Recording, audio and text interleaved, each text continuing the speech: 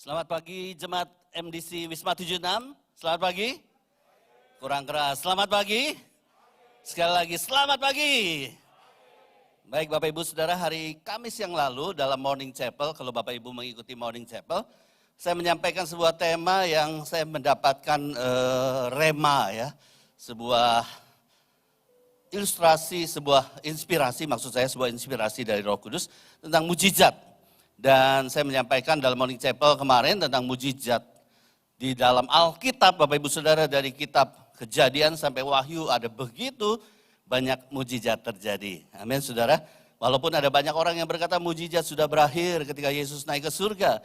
Tetapi kita bisa melihat sampai hari ini, until now, Saudara, mujizat itu tetap terjadi. Yang percaya katakan amin Bapak Ibu Saudara. Dan Yesus pun melakukan banyak mujizat. Ya, Yesus pun banyak melakukan mujizat, ada puluhan mujizat pada waktu Yesus di dunia dan dia lakukan itu dengan luar biasa. Bahkan juga Yesus berjanji di dalam Yohanes pasal yang ke-14, orang-orang yang percaya akan melakukan perkara-perkara yang besar yang pernah Yesus lakukan, bahkan lebih besar lagi. Katakan amin Bapak Ibu Saudara. Saya membagikan juga pada waktu itu apa tujuan mujizat. Ada 5 tujuan mujizat, antara lain untuk memuliakan Tuhan, untuk menyatakan kuasa Tuhan, untuk menguatkan iman orang-orang percaya.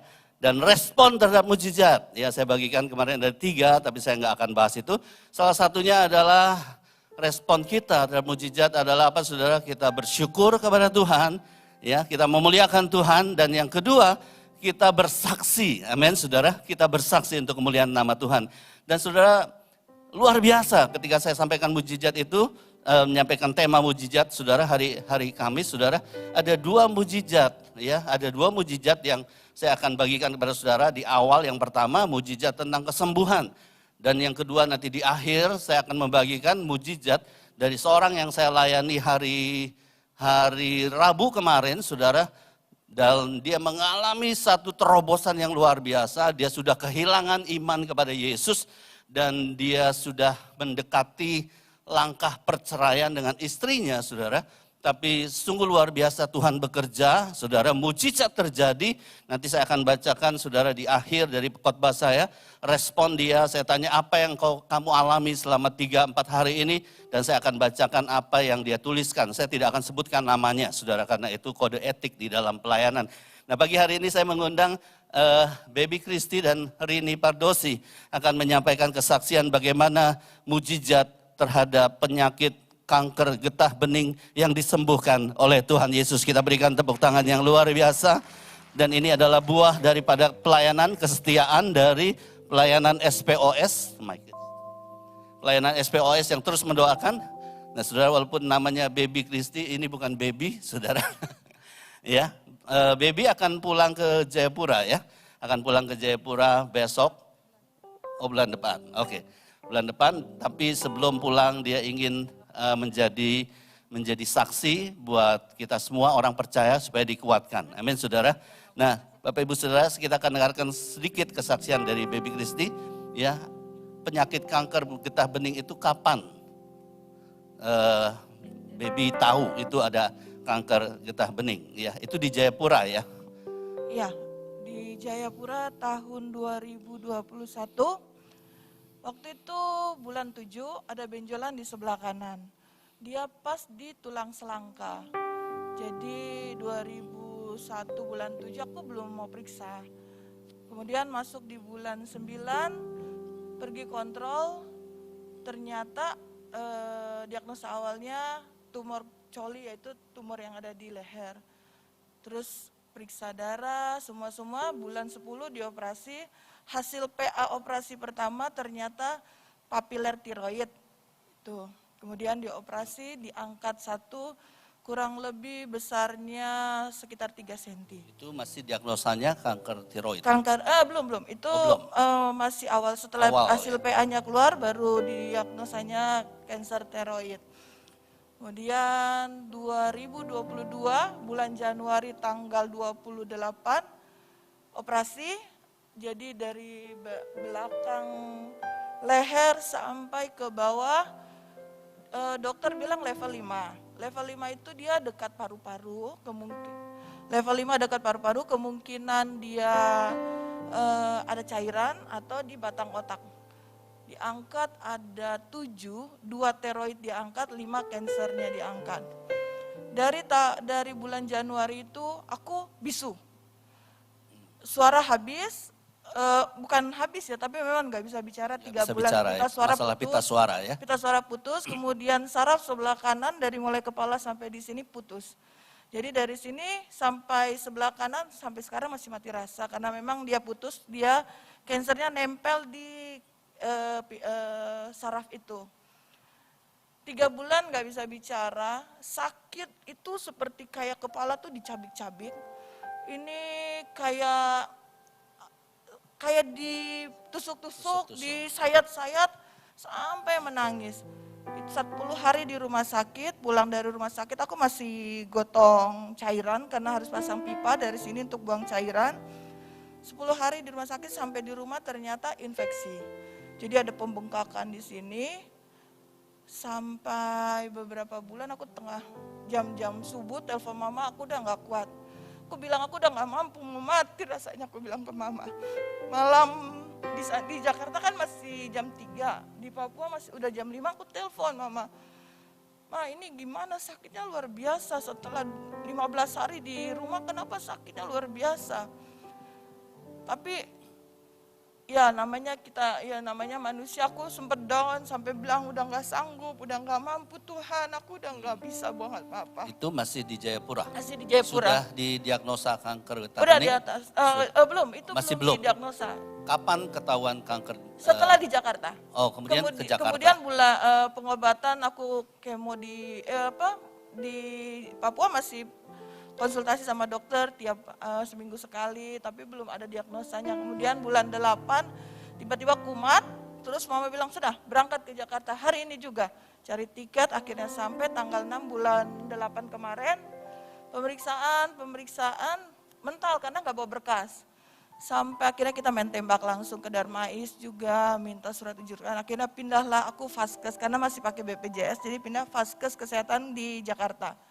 Akhirnya Tuhan buka jalan, berkas-berkas dipenuhi, berhasil sampai pemeriksaan darah dan ternyata diagnosanya kanker getah bening. Itu di Darmais? Sudah di Darmais, diagnosanya kanker getah bening. Aku bilang, mama ini kanker, fungsinya sudah tinggal 3%. Kemungkinan nanti bisa jadi autoimun kalau ke situ. Lalu apa yang dilakukan oleh dokter terhadap baby? Karena di Darmais agak susah, jadi biasanya aku tindakannya pertama ablasi, kemudian radiasi.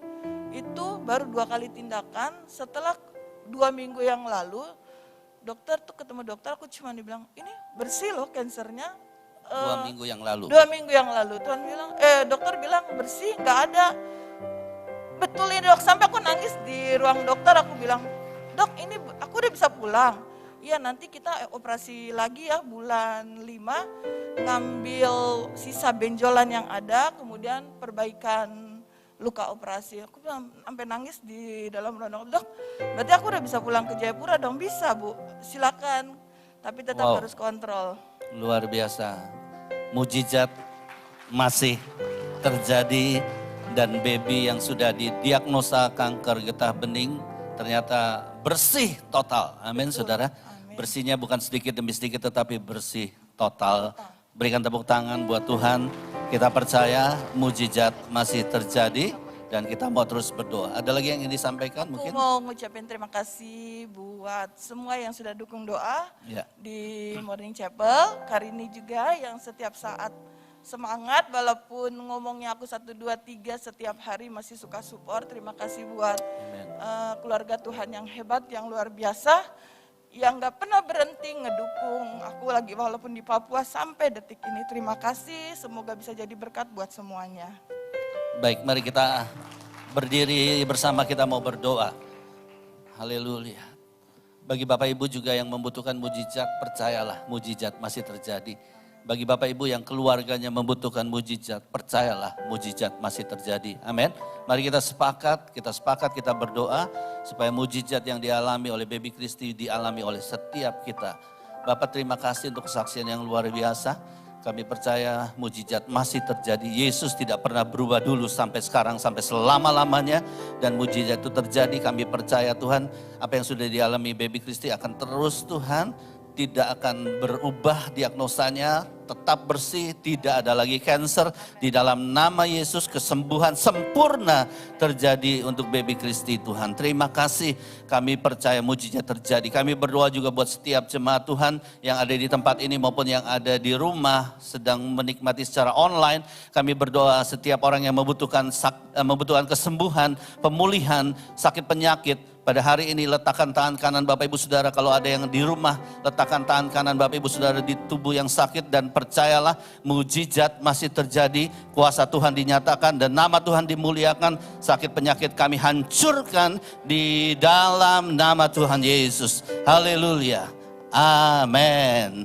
Berikan tepuk tangan buat Tuhan. Terima kasih Baby, Tuhan memberkati. Terima kasih hari ini. Tuhan memberkati. Baik Bapak Ibu Saudara, kita akan melanjutkan tema kita pada bulan ini tentang fear of missing out. Saya ikut kesan, beberapa kesan, saya mendengarkan juga banyak orang dari kelompok-kelompok kesan sangat diberkati dengan tema kita. Ada yang tidak tahu FOMO itu binatang apa, itu bukan psikomo saudara. FOMO itu apa, nggak tahu, tetapi setelah mendengarkan khotbah dari minggu pertama, minggu kedua, ya, dan hari ini minggu ketiga mereka tahu ternyata ada fear of missing out, ada sebuah wabah yang Pak Lu kita sebutkan itu wabah seperti pandemi yang sedang melanda dunia ini, saudara. Dan itu perlu diwaspadai oleh setiap anak-anak Tuhan. Amin, saudara. Ya, ada banyak kesaksian yang dulu merasa enggak kena FOMO, ternyata dia baru sadar setelah diceritakan ada gejala-gejala FOMO apa gitu, saudara. Ya, ada orang yang bilang, aduh dulu gua sebentar-sebentar megang handphone, sebentar-sebentar megang handphone. Ya, pengen sih enggak pegang, tapi tangan ini otomatis megang handphone terus, saudara ya. Nah, mungkin di antara saudara juga yang kena wabah seperti itu, saudara ya. Ya, sebentar-sebentar pengen lihat handphone, sebentar-sebentar kita ingin pegang handphone. Sepertinya saudara hari-hari ini ketinggalan dompet lebih mudah daripada ketinggalan handphone Bapak Saudara ya. Karena semua pembayaran, semua aplikasi ada di sini, Peduli Lindungi semua ada di sini. Kayaknya kalau kita kehilangan saudara, internet itu rasanya kehilangan segalanya, saudara. Nah, hari ini kita akan membahas tentang overcoming fear ya. Secara cepat saja saya akan membahas untuk mengulang sedikit mengenal FOMO. Ya, FOMO adalah sindrom yang sedang terjadi, tren yang terjadi hari-hari ini di masyarakat. Perasaan takut, cemas, gelisah, takut tertinggal dan umumnya ketakutan-ketakutan itu mengacu pada tren yang sedang terjadi pada hari-hari ini, saudara. Ya, orang-orang yang sedang ketakutan, orang-orang yang sedang stres, orang-orang yang tiba-tiba jadi darah tinggi, saudara, hipertensi, karena mengikuti berita-berita yang ada setiap hari, saudara. Ada orang yang dengar berita tentang pejabat yang nggak benar, dia marah-marah sendiri, saudara. Itu terjadi, saudara. Dan ada banyak hal yang membuat orang itu mengalami depresi.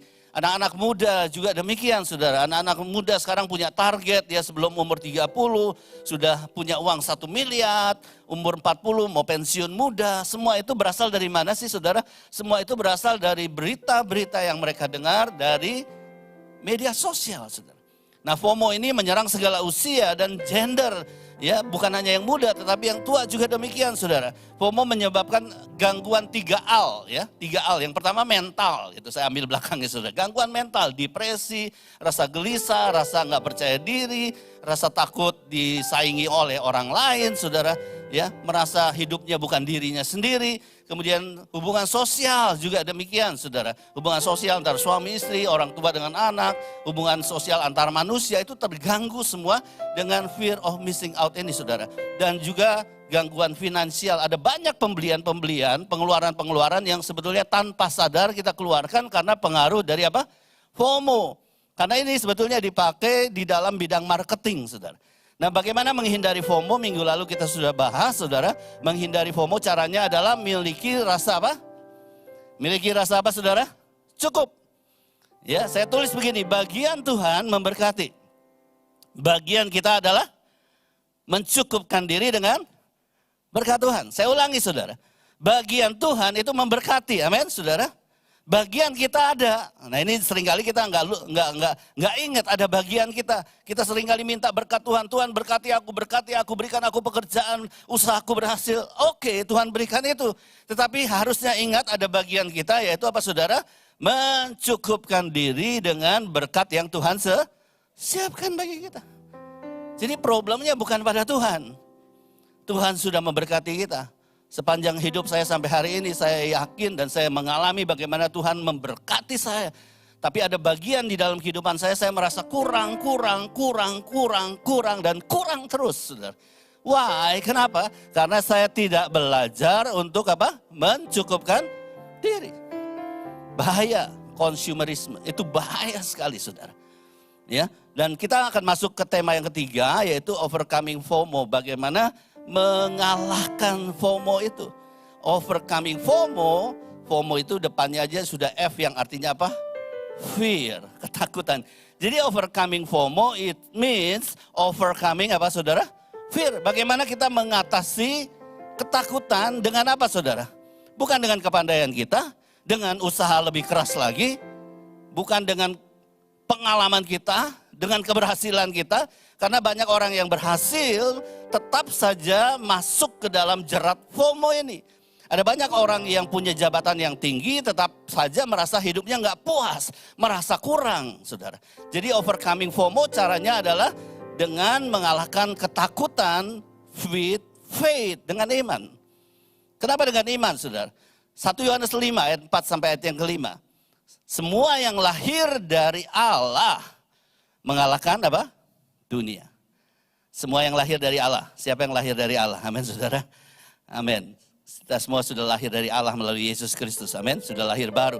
Semua yang lahir dari Allah mengalahkan dunia. Dan inilah kemenangan yang mengalahkan dunia. Baca bersama-sama apa saudara? Iman kita. Katakan iman saya. 1, 2, 3. Iman saya. Jadi yang mengalahkan dunia bukan imannya pendeta, bukannya imannya Pak Lukito, bukannya imannya Pak Valentino, bukannya imannya Pak Dedi Madong, bukannya iman Pak David, tetapi iman saya. Amin. Kok nggak ada yang amin saudara? Kita senangnya main keroyokan saudara. Iman saya. Kita harus membangun iman sendiri-sendiri, amin saudara. Kita nggak bisa nitip tolongin ya, bangunin iman saya, nggak bisa saudara. Kita harus bangun iman kita sendiri-sendiri. Tanggung jawab masuk surga sendiri-sendiri. Saudara. Gak ada masuk surga rombongan, gak saudara. Alkitab katakan pintu surga itu sempit, gak bisa. Saya berdua dengan Bang Valen yang ukurannya 80 ke atas, 80 kilo ke atas. Gak muat Bang Valen. Amin saudara. Kalau sendiri-sendiri pasti muat. Ayat yang kelima dikatakan, coba kita baca bersama-sama. Siapakah yang mengalahkan dunia? Selain daripada dia yang percaya bahwa Yesus adalah anak Allah. Amin saudara. Jadi bagaimana mengalahkan fear, mengalahkan FOMO, mengalahkan segala sesuatu yang sifatnya dunia ini. Keinginan daging, keinginan mata, keangkuhan hidup. Nggak bisa caranya dengan membangun moral yang hebat, moral yang suci. Nggak bisa saudara. Hanya bisa dikalahkan dengan apa? Faith, dengan iman. Nah saudara, ketakutan berasal dari mana? Di dalam Yohanes 14 ayat yang ke-27, ketakutan itu berasal dari mana saudara? Dari dunia ini. Dunia ini membuat kita takut, dunia ini membuat kita cemas. Prediksi tahun 2023 ada begitu banyak anak-anak Tuhan yang sedang membicarakan juga, gereja-gereja juga sedang membicarakan juga. Katanya tahun 2023 akan terjadi yang namanya apa? Resesi dunia saudara. Dan kita terus dengarkan itu sehingga apa saudara, kita menjadi takut. Pada waktu saya mempersiapkan ini saya ingat kisah Goliat dengan Daud saudara. Goliat itu bicara setiap hari, menekan, mengintimidasi orang Israel, nakut-nakutin orang Israel. Dan Alkitab katakan orang Israel semuanya mengalami ketakutan yang luar biasa. Why? Kenapa mereka takut sedangkan Daud tidak? Pernah gak saudara perhatikan? Kenapa mereka takut? Saul pun takut saudara. Tentara-tentara Saul yang begitu hebat, kakak-kakak Daud yang begitu hebat, takut semuanya. Kenapa saudara? Karena mereka fokus mendengarkan suara siapa? Goliat. Waktu saya pelajari betul juga saudara. Daud nggak dengerin itu, Daud nggak fokus kepada suaranya si Goliat itu. Sedangkan tentara Israel yang berseberangan dengan tentara Filistin, ya, dikatakan yang orang Filistin ada di sebelah sini, yang orang Israel ada di sebelah sana. Mereka berhadap-hadapan. Dan orang Filistin selalu memperdengarkan ketakutan, mengintimidasi. Saudara, sehingga mereka selalu mendengarkan itu 40 hari. Saudara, kalau saudara dengar sesuatu yang menakutkan selama 40 hari terus menerus, saya percaya saudara akan jadi takut. Apa yang saudara dengar mempengaruhi kehidupan saudara. Apa yang saudara lihat mempengaruhi kehidupan saudara. Kenapa Daud nggak takut coba? Kenapa Daud nggak takut? Karena dia sibuk dengan Tuhan. Dia ada di mana, saudara? Dia ada di padang penggembalaan. Dia menggembalakan 2 ekor kambing domba, dia memuji Tuhan, dia main kecapi menyembah Tuhan, dia fellowship dengan Tuhan, dia ngobrol dengan Tuhan, dia menyembah Tuhan, dia berbicara dengan Tuhan, dia berkomunikasi dengan Tuhan, dia fokus dengan Tuhan, dia tidak fokus dengan dunia ini, dia tidak dengarkan apa yang dikatakan oleh dunia ini, dan dia fokus kepada Tuhan sehingga imannya bangkit, saudara. Katakan amin, saudara. Kenapa FOMO terjadi? Karena kita fokus dengan apa yang ditawarkan oleh dunia ini. Ketakutan berasal dari dunia. Yohanes 14 ayat 27. Damai sejahtera kutinggalkan bagimu. Damai sejahtera kuberikan kepadamu. Dan apa yang kuberikan tidak seperti yang diberikan oleh apa, saudara? Dunia kepadamu. Coba yang saya kasih font merah, baca sama-sama. 1, 2, 3. Janganlah gelisah dan gentar hatimu. Jangan gelisah, jangan galau, jangan takut, jangan khawatir, saudara. Kalau kita fokus dengan Tuhan, saudara, kita akan mengalami yang namanya apa? Damai sejahtera. Berapa saudara ingin mengalami damai sejahtera itu? Jangan fokus dengan dunia ini. Jangan terlalu banyak nonton media sosial. Jangan terlalu banyak dengarkan berita. Bolehlah tahu berita, boleh. Tapi jangan tenggelam di dalam berita itu, saudara. Ketakutan bukan dari Tuhan. 1 Yohanes 4 ayat 18. Di dalam kasih tidak ada ketakutan. Indah ya, saudara. Di dalam kasih tidak ada ketakutan. Kalau suami dan istri tinggal di dalam kasih, tidak ada ketakutan. Nggak ada curiga, cek handphone suami, cek handphone istri, nggak ada, saudara. Saya nggak pernah cek tuh handphone istri saya. Istri saya juga nggak pernah cek handphone saya, kecuali untuk transfer BCA, saudara. Ketakutan bukan dari Tuhan. Di dalam kasih tidak ada ketakutan. Kita percaya, saya percaya dengan istri saya percaya dengan saya, saudara. Amin, saudara. Kasih yang sempurna, yaitu kasih Tuhan, melenyapkan ketakutan. Sebab ketakutan mengandung apa, saudara? Hukuman. Ketakutan mengandung apa? Tekanan. Ketakutan mengandung apa? Intimidasi. Ketakutan mengandung apa? Kecurigaan, saudara. Jadi kalau suami istri curiga, itu artinya suami istri itu belum hidup di dalam kasih yang sempurna itu.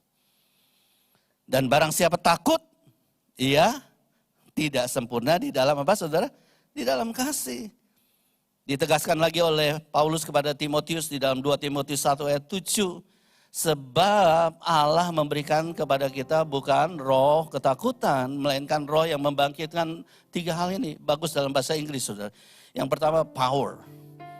Power, kita punya kuasa. Amen. To overcoming fear. Untuk mengalahkan ketakutan itu. We have the power, kita punya kuasa. Yang kedua, kita punya apa? Love, kasih mengalahkan segala sesuatu. Kasih menutupi segala sesuatu. Dan yang ketiga, ini penting sudah, catat baik-baik. Dalam bahasa Indonesia ketertiban ya. Tapi dalam bahasa Inggrisnya adalah apa, saudara? Penguasaan diri. Nah ini, FOMO seringkali terjadi ketika kita tidak bisa menguasai diri kita. Karena penguasaan diri itu penting, self control itu sangat penting sekali. Self control adalah suatu karakter buah roh yang sangat penting sekali yang akan menentukan hidup kita mengalami damai sejahtera atau tidak. Percayalah saudara, kalau kita melatih self control, penguasaan diri, penguasaan untuk tidak marah, penguasaan dalam pengeluaran uang, penguasaan emosi kita, penguasaan dalam berkata-kata, saudara. Itu akan membuat hidup kita bahagia dan damai sejahtera. Orang bijak adalah orang yang bisa menguasai dirinya. Amin, saudara. Nah, saudara, fokus pada dunia itu menghasilkan apa? Fear. Fokus pada dunia menghasilkan apa? FOMO. Kalau kita fokus pada dunia, kita akan muncul yang namanya fear, ketakutan. Termasuk di dalamnya fear of missing out. Amin, saudara.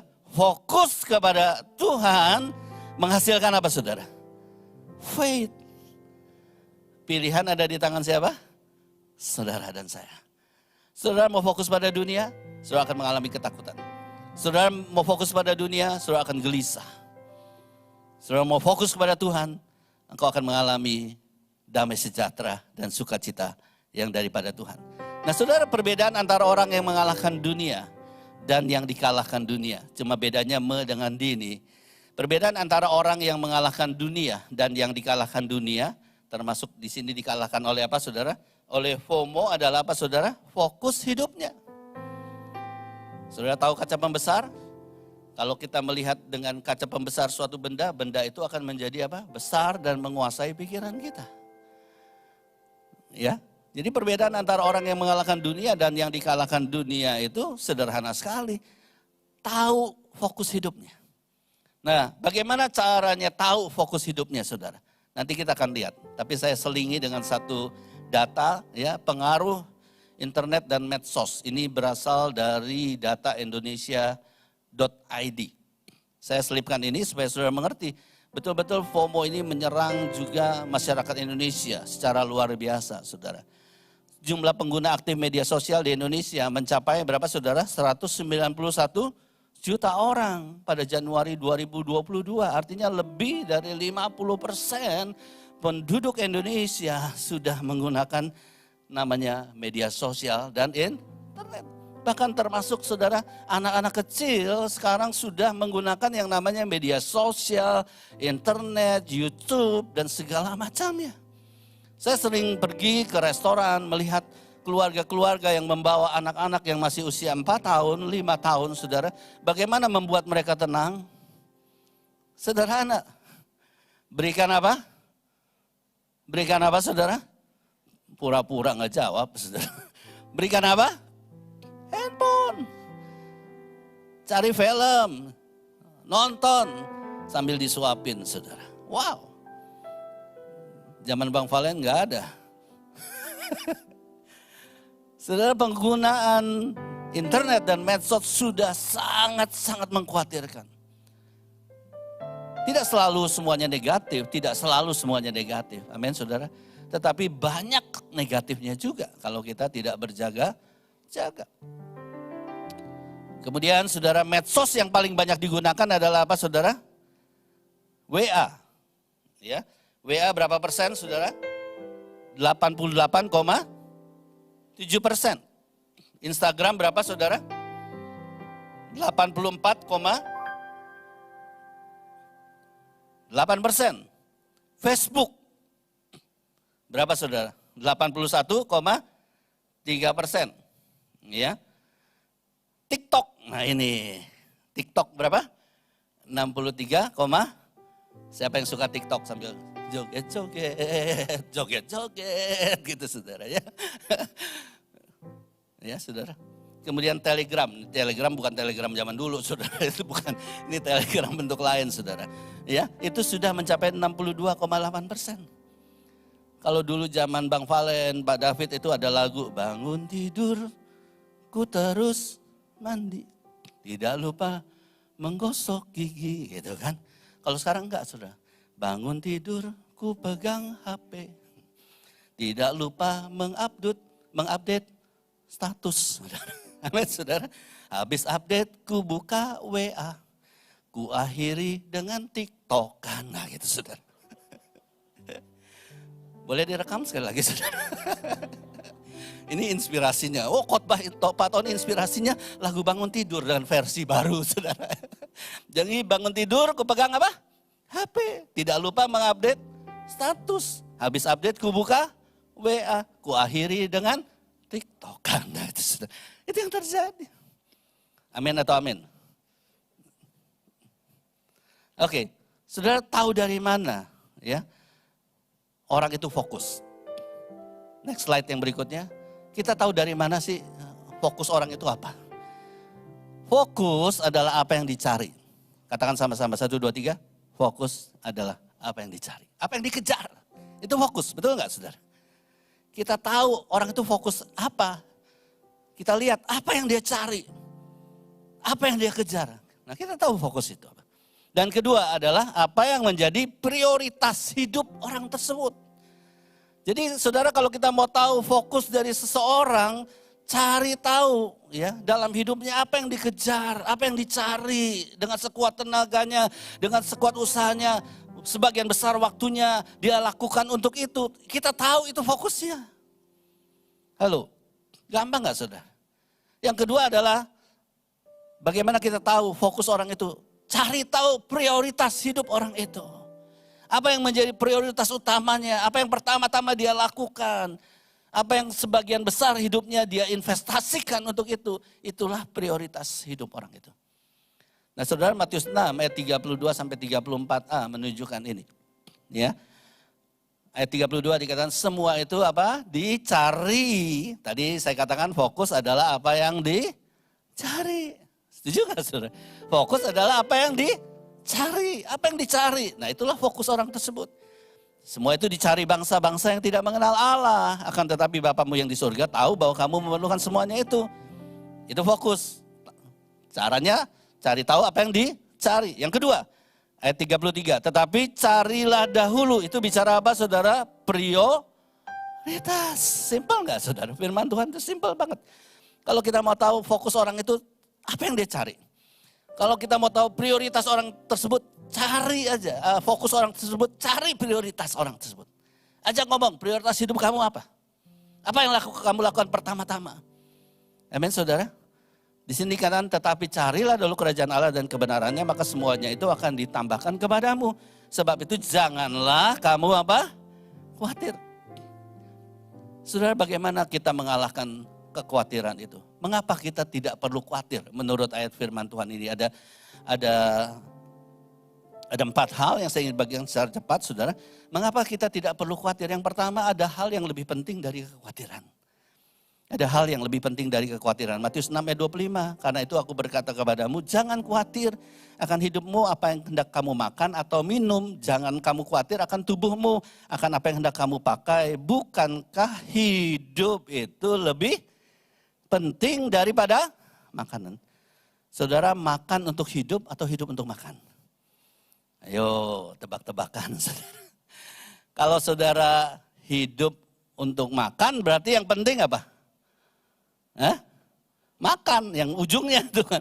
Saudara hidup untuk makan, nah tujuannya adalah makan. Tetapi kalau saudara makan untuk hidup, tujuannya apa? Hidup. Mana yang penting? Kalau saudara hidup untuk makan, ya saudara nggak punya penguasaan diri. Makan apa aja saudara. Kemarin saya di Malaysia itu betul-betul penguasaan diri Bapak Ibu Saudara. Saya pergi ke KL kemarin 3 hari mengikuti pertemuan di Alpha Course di Kuala Lumpur. Dan hari terakhir adalah ujian yang terhebat dalam hidup saya saudara. Yaitu Durian Musang King and Thorn Black Thorn. Wah, aduh mereka semua makan. Saya berdoa, Bapa kami yang ada di surga, dikuduskanlah namamu. Itu ujian yang luar biasa. Tapi saya bersyukur saya belajar yang namanya penguasaan apa saudara? Diri. Ada hal yang lebih penting daripada Durian Musang King, yaitu umur panjang. Amin saudara. Umur panjang, sehat. Sebagai seorang suami, sebagai seorang bapak, itu jauh lebih penting dari Durian Musang King dan Blackthorn. Amin Pak Dedi Madong, haleluya. Amin saudara. Bukankah hidup itu lebih penting dari makanan? Dan tubuh itu lebih penting daripada pakaian. Amin ibu-ibu. Gak ada yang amin ibu-ibu. Lebih penting mana, pakaian atau tubuh? Halo. Saya ngeri deh ngomong sama ibu-ibu, takut saudara. Ya tentunya lebih penting apa saudara? Tubuh. Amin saudara. Ini ada Bapak desainer kita. Lebih penting mana? Ya, tubuh atau pakaian? Lebih penting mana? Tubuh. Saudara punya pakaian yang bagus. Percuma kalau tubuh saudara tidak sehat. Saya nggak bilang tidak kurus ya saudara. Amin. Yang kedua, ada Bapak yang menganggap kita lebih berharga. Matius 6 ayat 26, pandanglah burung di langit yang tidak menabur dan yang tidak menuai, tidak mengumpulkan bekal dalam lumbung, namun diberi makan oleh Bapamu yang di surga.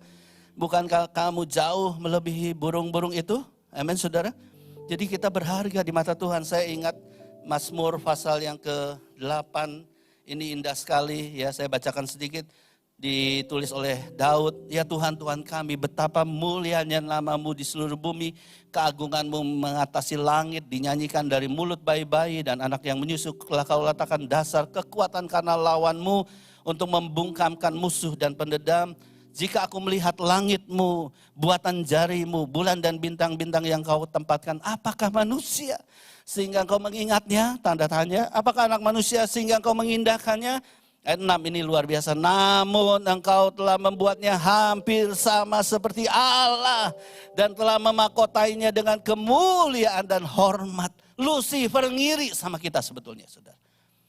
Amin. Lucifer ngiri sama kita. Dia mau jadi serupa dengan Allah. Kita sudah dibuat serupa dengan Allah. Alkitab katakan demikian. Ayat yang ke-7, engkau membuat dia berkuasa. Engkau membuat manusia berkuasa atas buatan tanganmu. Segala-galanya telah kau letakkan di bawah kakinya. Kambing, domba, lembu, sapi sekalian. Juga binatang-binatang di padang. Kalau sekarang kambing, domba itu ya mobil, saudara semuanya. Ya burung di udara dan ikan di laut dan apa yang melintasi arus lautan. Ayat 10, ya Tuhan, Tuhan kami, betapa mulianya namamu di seluruh bumi. Kita jauh lebih berharga. Yang ketiga, ada keadaan yang tidak akan membaik bila kita khawatir. Siapakah di antara kamu yang karena kekhawatirannya dapat menambahkan sehasta saja pada jalan hidupnya? Kekhawatiran membuat kita pendek umur. Percayalah, kalau saudara mau panjang umur, bergembiralah. Amin saudara. Gembira, seperti yang di depan ini saudara. Ya, nggak ada yang nyangka umur saya sekian saudara. Nggak usah sebutlah saudara ya. Ya. Jadi kekhawatiran itu tidak akan menambah panjang umur. Kekhawatiran itu membuat kita stres, membuat kita pendek umur, cepat tua, saudara. Saudara kalau mau awet muda nggak usah ke Korea.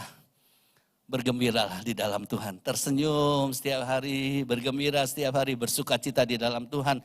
Maka keadaan kita akan jauh lebih baik. Yang keempat, nah ini penting. Ada kasih karunia yang melampaui setiap usaha kita. Usaha kita terbatas. Tapi kasih karunia Allah tidak terbatas. Amin saudara. Ayatnya cukup panjang. Dan mengapa kamu khawatir akan pakaian? Perhatikanlah bunga di bakung di ladang yang tumbuh tanpa bekerja dan tanpa memintal. Namun aku berkata kepadamu, Salomo dalam segala kemegahannya pun tidak berpakaian seindah salah satu dari bunga itu. Jadi jika demikian Allah mendandani rumput di ladang yang hari ini ada dan besok dibuang ke dalam api, tidakkah ia akan terlebih lagi mendandani kamu, hai orang yang kurang percaya? Ada kasih karunia Tuhan yang melampaui setiap usaha kita. Nah, saya buat sebuah quotes dari perenungan saya tentang bagaimana mengalahkan ketakutan ini. Kita harus fokus. Yang pertama apa? Saya tulis di sini saudara, check your focus. Coba saudara cek fokus hidup saudara. Pulang dari tempat ini, cek fokus hidup saudara. Yang kedua, change your focus. Kalau salah, ubah fokus saudara. Belum terlambat. Bilang kiri kanan, lu belum terlambat kok. Amin saudara. Ya, check your focus. Jangan cuma medical check saudara. Medical check, wah rajin 6 bulan sekali, 1 tahun sekali medical check. Tetapi kita lupa cek fokus hidup kita. Number 1 adalah apa? Check your fokus. Apakah fokus kita sudah melenceng dari Tuhan? Yang kedua, kalau sudah melenceng apa? Change your focus. Belum terlambat, ubah fokus saudara. Nomor yang ketiga, choose the right focus. Pilih fokus yang benar. Ya, yang pertama apa saudara? Check your focus. Check up fokus saudara. Yang kedua, change your focus. Ubah fokus saudara. Kalau salah, ubah. Nggak usah malu. Yang ketiga, Choose, pilih fokus yang benar. Sesuai dengan firman Tuhan. Yang keempat apa? Claim your happiness. Amin. Claim kebahagiaan itu. Terakhir, saudara, sebelum saya menyampaikan kesaksian yang kedua tentang mujizat. Fokuslah pada kerajaan Allah dan kebenarannya. Saudara sudah tahu ayat itu, sudah biasa sekali. Maka yang pertama, semuanya akan ditambahkan kepadamu. Matius 6 ayat 33. Nah, saudara, FOMO, salah satu FOMO, kadang-kadang ada ayat firman Tuhan yang dipelintir supaya kita fear of missing out. Bunyinya begini, carilah dahulu kerajaan Allah dan kebenarannya, maka semuanya akan jadi sultan. Itu saudara. Itu plesetan FOMO, saudara. Be careful. Ya, carilah dahulu kerajaan Allah dan kebenarannya, maka semuanya akan ditambahkan kepadamu. Bukan hanya cuma harta. Harta mah gampang buat Tuhan. Tapi yang lebih dari itu adalah damai sejahtera, sukacita, hidup benar di dalam Tuhan. Dan kedua apa saudara?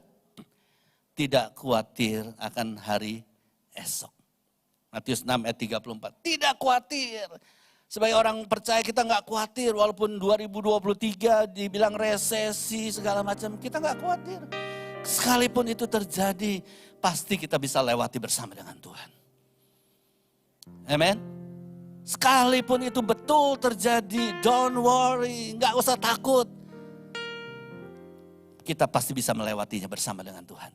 Asal kita latih salah satunya. Hidup di dalam penguasaan diri. Amin saudara. Oke.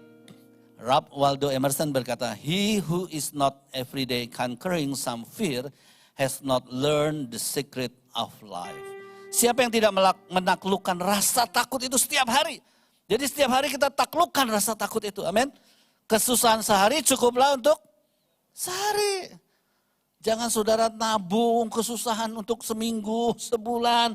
Kesusahan untuk tahun depan saudara tabung mulai hari ini. Jangan. Kesusahan sehari cukuplah untuk sehari. Berkat Tuhan itu setiap hari dalam hidup kita. Berjalanlah setiap hari bersama dengan Tuhan. Jangan setiap minggu. Apalagi setiap bulan. Apalagi Desember. Ada Kristen tahunan saudara. Yang akan muncul nanti gitu saudara.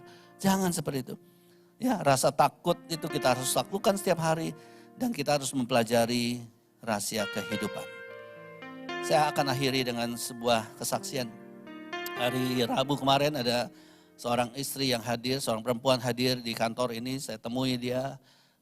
Ya, dia konseling, dia cerita bla bla bla bla bla, banyak sekali. Banyak masalah, problem, berantem dengan suaminya dan segala macam masalah anak-anak. Saya dengarkan hampir 1 jam dan kemudian saya memberikan masukan-masukan sesuai dengan firman Tuhan. Dan saya bilang tolong besok suaminya ketemu saya. Dan saudara keesokan malamnya suaminya WA saya. Ya, dan dia janjian ketemu di rumah. Dan ketika sampai di rumah, saudara, hari Kamisnya jam 3 sore, dia cerita panjang lebar 1 jam lebih, saya dengarkan, komplain, masalah, menyalahkan istri, menyalahkan banyak hal, ya, dan dia hidup betul-betul sudah kehilangan fokus, sudah tidak lagi percaya kepada Tuhan Yesus, tidak lagi percaya kepada Tuhan Yesus. Dan dia bilang saya ketemu Bapak hanya untuk menghormati Bapak. Saya tidak yakin rumah tangga saya akan dipulihkan. Saya sudah siap untuk bercerai. Dan saudara akhirnya saya berikan masukan kepada orang ini. Saya bilang yang Anda ceritakan itu semua hanya manifestasi, hanya buah-buahnya saja. Sebetulnya yang harus diselesaikan adalah akarnya. Dia kaget saudara. Oh begitu ya Pak? Iya. Saya dengerin kamu sejam lebih itu semua buah-buahnya aja. Kita nggak bisa selesaikan buahnya, kita harus selesaikan akarnya. Bagaimana Pak? Sebetulnya saya udah nggak mau dengar Bapak, saya cuma hormati aja Bapak. Saya udah memutuskan kita akan cerai saja, kita akan pisah saja. Dan kemudian saya jelaskan masalah utamanya, kamu tidak lagi fokus kepada Tuhan. Ketika kamu hilang fokus sama Tuhan, semuanya jadi hancur. Walaupun usahanya berhasil, dia seorang direktur saudara, semuanya kacau saudara. Jadi saya harus fokus bagaimana. Saya udah gak percaya Yesus loh Pak. Berulang kali dia bilang, saya udah gak percaya Yesus. Gak apa-apa saya bilang, tapi fokuslah kepada Tuhan. Carilah Tuhan. Saya hanya bilang seperti itu, cari Tuhan, fokus sama Tuhan. Saya bilang apa yang kamu kerjakan, apa yang kamu ceritakan semuanya itu adalah buah-buahnya. Dan ini pasti akan hancur. Kalau kamu gak fokus lagi sama Tuhan, semuanya akan hancur, anak-anakmu akan hancur. Tahu nggak banyak anak-anak yang bunuh diri karena orang tuanya seperti ini. Nangis dia, saudara. Tiba-tiba dia nangis. Dan singkat cerita saya akhiri dengan, ayo balik sama Tuhan. Iya, dia bilang saya cobalah. Bapak doakanlah, walaupun saya belum percaya sama Yesus lagi. Katanya terakhir sampai begitu. Dan akhirnya saya kasih dia ibadah harian. Saya bilang dengerin ibadah harian setiap hari, baca ibadah harian setiap hari, lakukan ibadah harian setiap hari. Dan tadi pagi dia tulis demikian. Pak Tony, saya mengalami perubahan dalam diri saya. Saya merasa lebih bahagia. Saya merasa jadi tahu untuk membuat diri saya lebih semangat untuk mendengarkan nyanyian-nyanyian rohani. Saya alami ketika saya lelah dalam bekerja. Beberapa kali saya membuka renungan harian dan saya mendapatkan pengertian yang baru. Itu membuat saya memiliki waktu untuk fokus memikirkan hubungan saya dengan Tuhan. Saya mengalami di mana saya meyakini saya tidak memerlukan lagi untuk mengubah istri saya. Tidak untuk mengubah anak-anak saya yang nakal. Tapi cukup saya saja yang berubah. Dan saya percaya Tuhan Yesus akan kasih jalan keluar buat saya.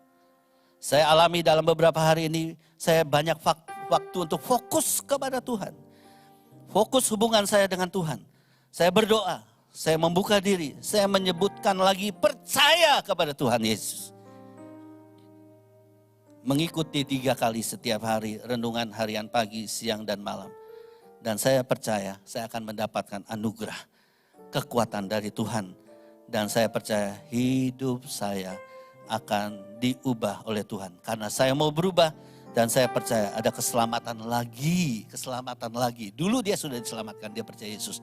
Ada keselamatan lagi untuk hidup saya, keselamatan buat istri saya dan buat anak-anak saya. Berikan tepuk tangan buat Tuhan.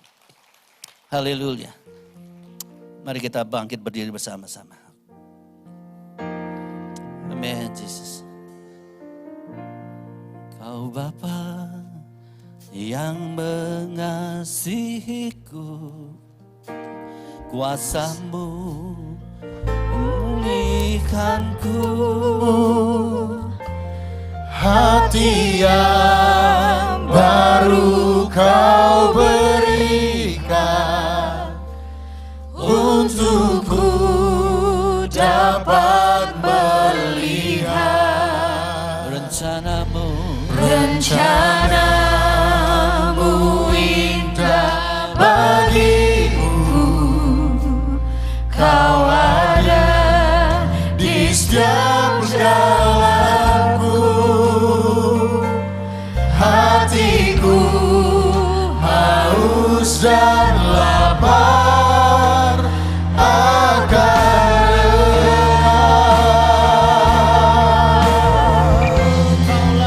Kaulah segalanya hidupku, di dalam hidupku.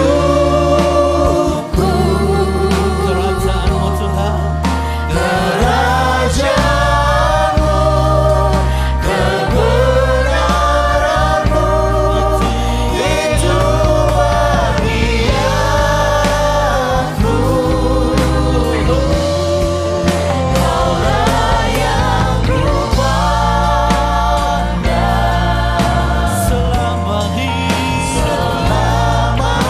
hidupku, mengasihi-Mu, mengasihimu, memuliakanmu, Bapa dan Rajaku.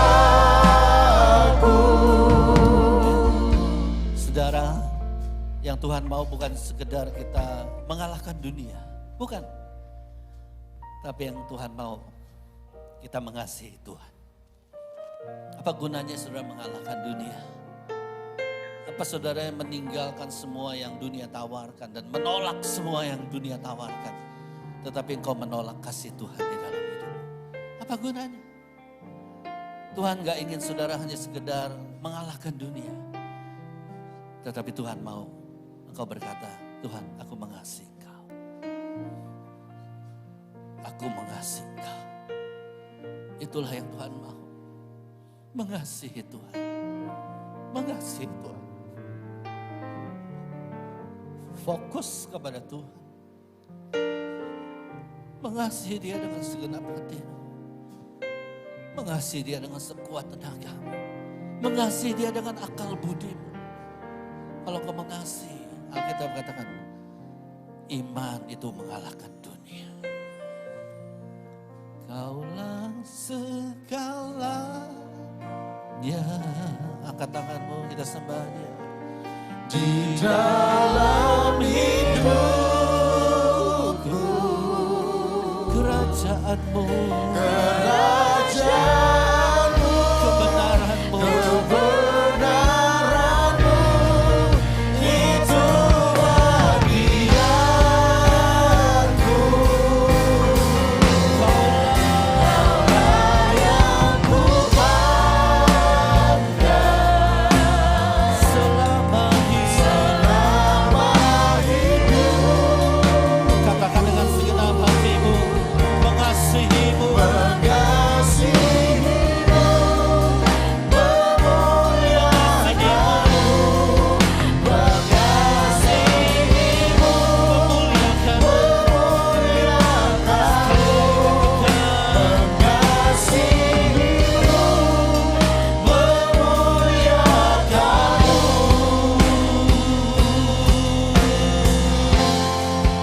Bapa dan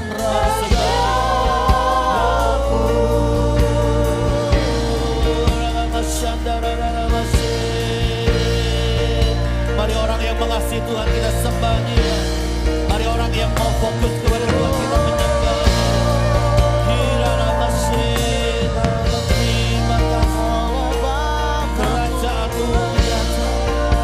Kami mengasihimu Tuhan. Kami mau fokus kepada Engkau. Kami mau cari kerajaan Allah dan kebenarannya. Kami tidak mau fokus kepada dunia ini. Karena dunia mendatangkan ketakutan. Tetapi iman mengalahkan dunia. Kasih mengalahkan dunia. Haleluya. Terima kasih Tuhan untuk kebenaran firman-Mu. Kami serahkan jemaat-Mu Tuhan. Kami mau mengasihi Tuhan. Di dalam kasih tidak ada ketakutan. Kasih yang sempurna melenyapkan ketakutan. Cari dahulu kerajaan Allah. Cari dahulu kebenarannya. Maka semuanya akan ditambahkan kepadamu. Tidak perlu kamu khawatir akan hidupmu. Bapa di surga memelihara hidup kita. Tuhan Yesus memberkati. Berikan tepuk tangan buat Tuhan. Haleluya.